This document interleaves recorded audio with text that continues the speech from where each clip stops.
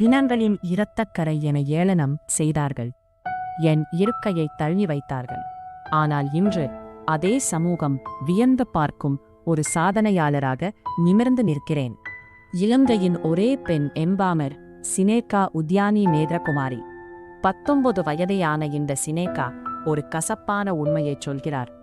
பணக்கார வீடுகளில் பெற்றோர்கள் உயிருடன் இருக்கும்போது ஒருவேளை சோறு போடக்கூட வாரிசுகளுக்கு நேரமில்லை.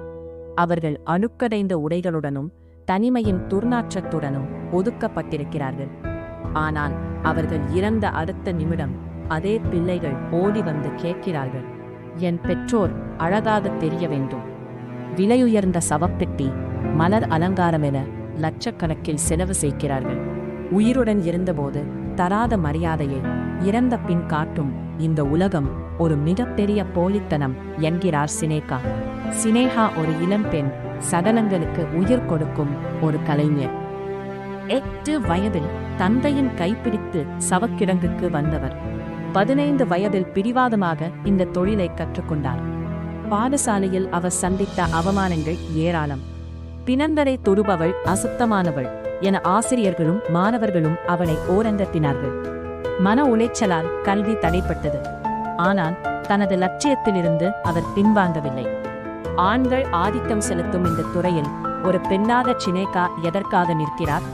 பெண் சடலங்களுக்கு இழைப்படும் அவமரியாதையை தடுக்கவும், ஒரு பெண் இறந்த பிறகும் அவளது கண்ணியம் காக்கப்பட வேண்டும் என்பதற்காகவும் தான். சிதைந்த முகங்களை சரி செய்யும் ரெஸ்டாரேட்டிவ் ஆர்ட் எனும் கலையில் அவர் கைதேர்ந்தவர். மிக எளிமையான முறைகளை கொண்டு இறுதி பயணத்திற்கு செல்லும் ஒருவரை மிக அழகாக மாற்றி அனுப்புகிறார் இந்த சடலங்களின் ஒப்பனை கலைஞர்.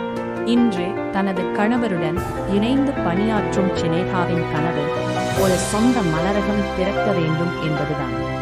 அவர் உலகிற்கு சொல்லும் செய்தி ஒன்றுதான், இறந்தவர்களுக்கு பயப்படாதீர்கள், உயிருடன் இருப்பவர்களுக்குத்தான் பயப்பட வேண்டும். வாழும் போதே உங்கள் பெற்றோரை நேசியுங்கள்.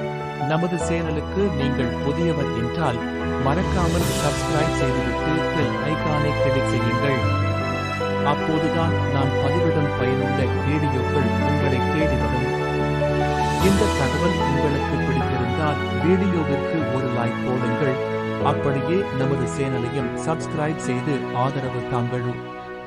தொடர்ந்து இது போன்ற சுவாரஸ்யமான வீடியோக்களை பார்க்க இணைந்திருங்கள்.